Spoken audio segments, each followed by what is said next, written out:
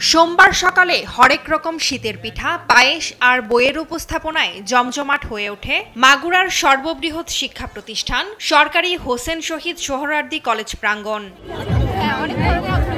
College কর্তৃপক্ষের আয়োজনে 14টি বিভাগের শিক্ষার্থীরা তৈরি করে নানা রকমের পিঠা। নিজেদের তৈরি পিঠা প্রথমবারের মতো সবার সামনে উপস্থাপন করতে পেরে উচ্ছ্বসিত তারা।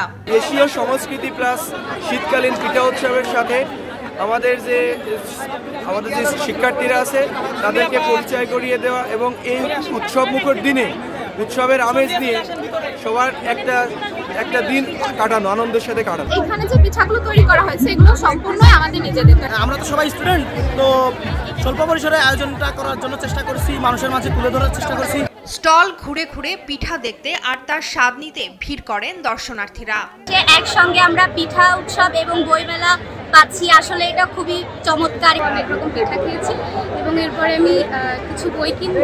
মুখরোচক পিঠা প্রদর্শনী ও বইমেলার মাধ্যমে নতুন প্রজন্মকে শিকড়ের সন্ধান দিতে চান বলে জানান আয়োজকরা।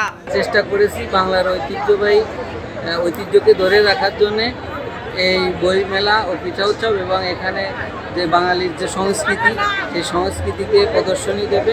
এই শহরের উৎসবপ্রিয় মানুষ মেতে উঠেছে।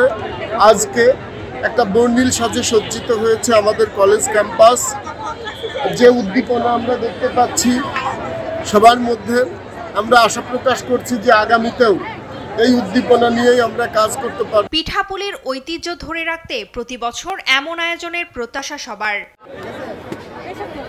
নিউজ ডেস্ক, দেশ টিভি।